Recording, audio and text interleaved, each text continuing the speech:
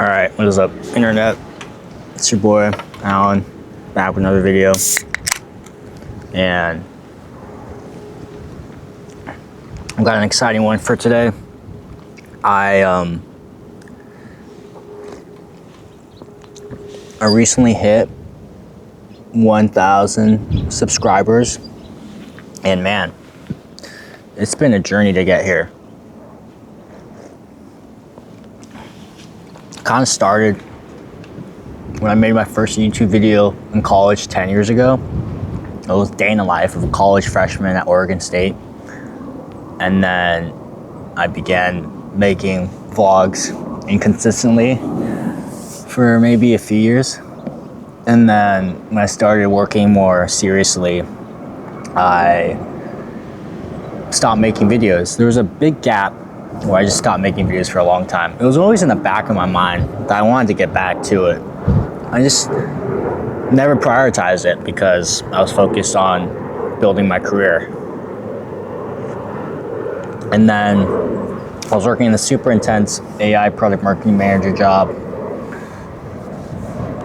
And then I got laid off from it. But I spent all my waking hours focused on that job and tying my entire identity up into it. And then I took around a month to chill out and relax and just decompress from that role. And then that gave me the space to really rediscover what I was passionate about, or just things I enjoyed doing in my free time back in the day. And one of those key things was making these vlogs and YouTube videos. So when I got laid off, I went to Manila for a month in the Philippines.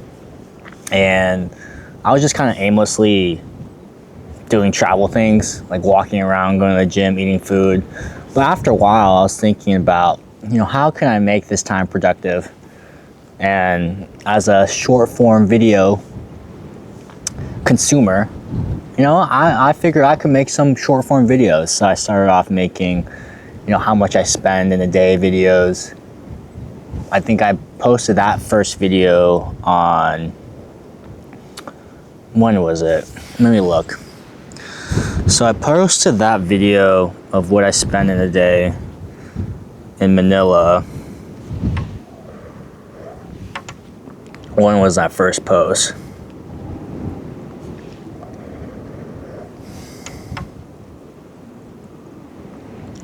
So that was in January 29th. I posted this video, how much I spend in a day.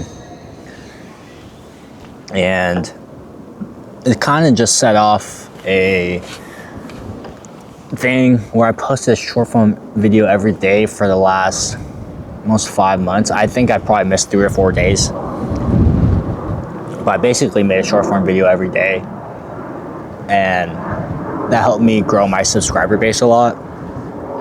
But let me back up. So that kind of just set off a consistent habit of making a short form video every day because I wanted to build an identity outside of work.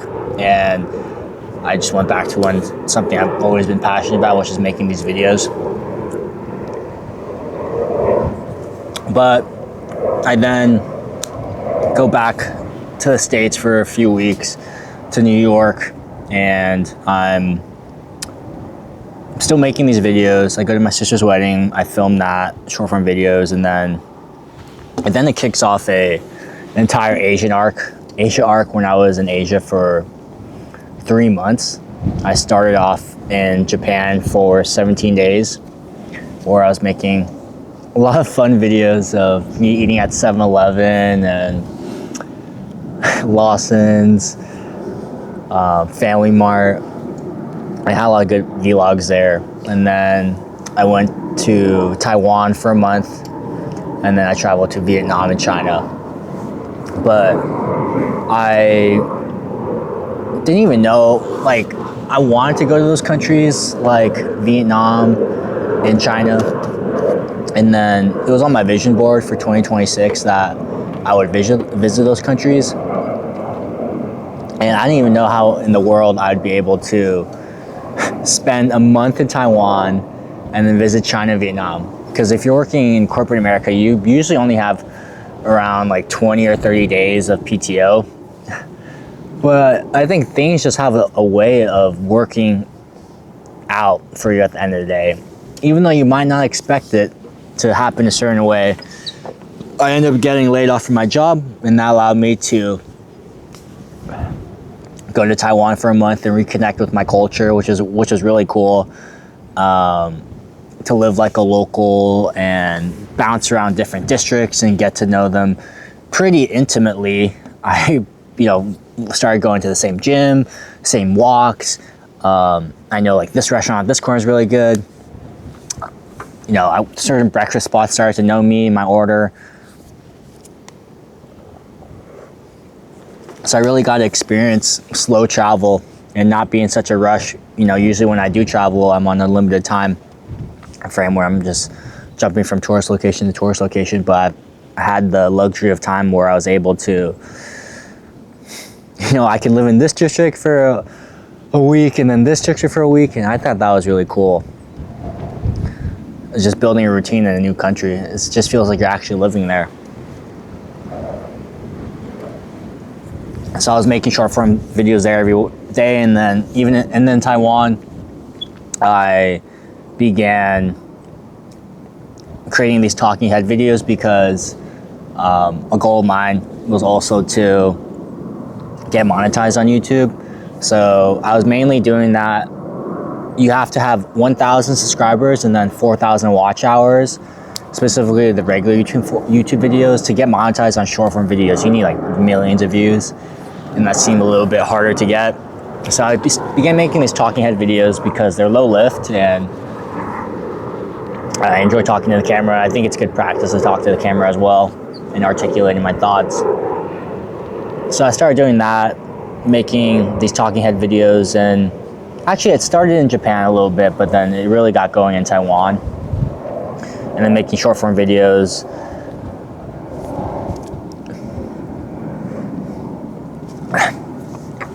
And I feel like in Taiwan, I really got in the groove of refining my short form video craft. I think I got a lot better at it.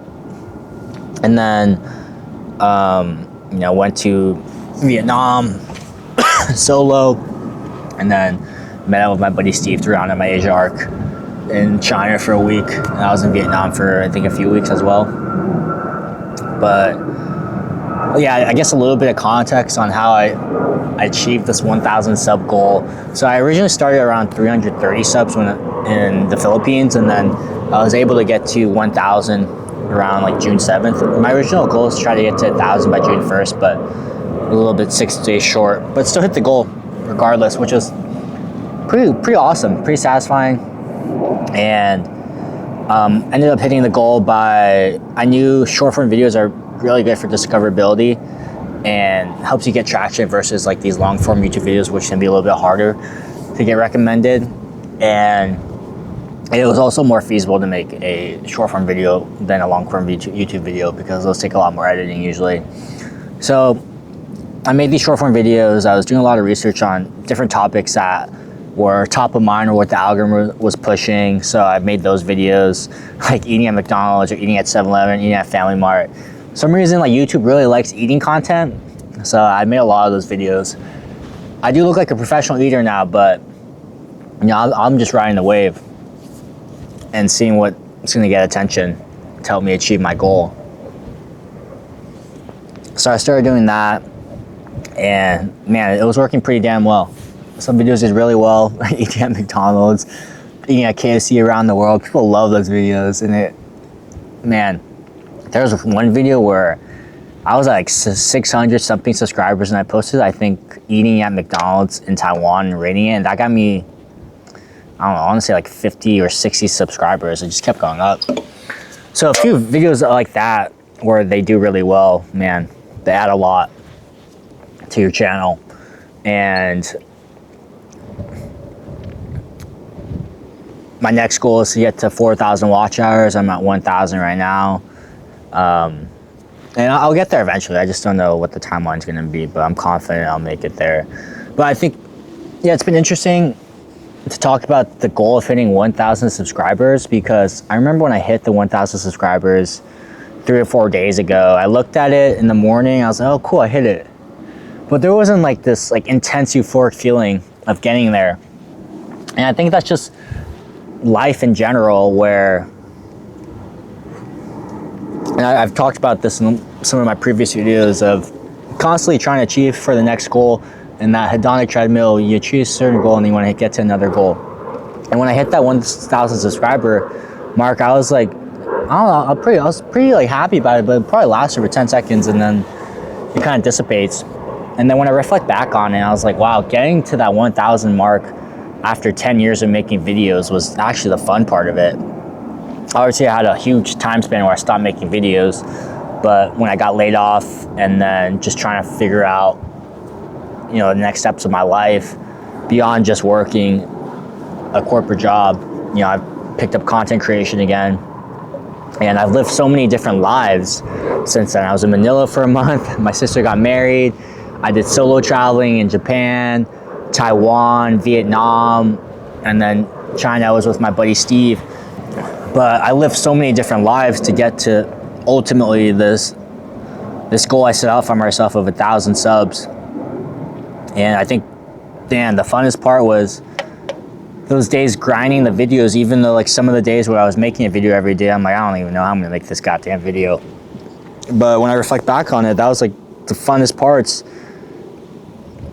of thinking about the idea, researching it, going out and filming it, getting more confident in my skill set of editing and, you know, filming in public. I'm literally filming this video and there's somebody there, like there's like a bench right here and there's like somebody there. I just started filming. I was like, I gotta film this video. And just getting comfortable whipping out the camera. I think that's like the exciting part of getting better at your craft and doing something every day, building that confidence in yourself that you can achieve the results you want to achieve. And I think just growing as a person, like whipping out the camera in public. I was in China and I met up with somebody. I got to know Manila, and they haven't seen me for that last 3 or 4 months from Manila to China. And I've obviously experienced a lot of life of being in Taiwan for a month, then Vietnam.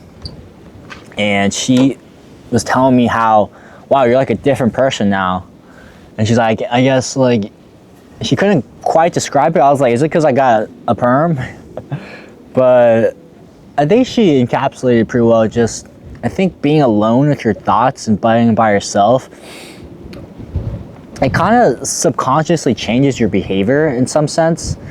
Or she said I was a entirely different or a very different person. And I was like, that's interesting. But yeah, I didn't think about how much solo travel changed me as a person. I think I'm a lot more confident in any situation I'm in, like going to a new country, got to figure out transportation, payments, hotels, where to eat, just having to make decisions all on your own, all by yourself, going out to eat alone.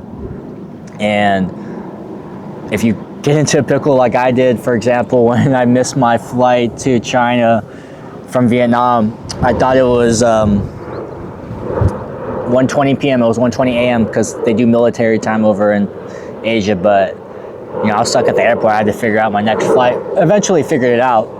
And but that's an instance of like solo travel where it builds confidence in yourself that, you know, you can be in any country. You know, I'm confident that I can make new friends. I've done that before. I'm confident that if I get into a pickle, I'll be able to figure it out. And I think that's been also really cool about this journey of, man, it was uncomfortable at times, but I've overcame it and I feel like I've grown a lot as a person. And I think getting to 1,000 subscribers after 10 years, it kind of just shows me that in life, there's always going to be another goal that you're going to be reaching for. And sometimes achieving a goal doesn't necessarily make you happy.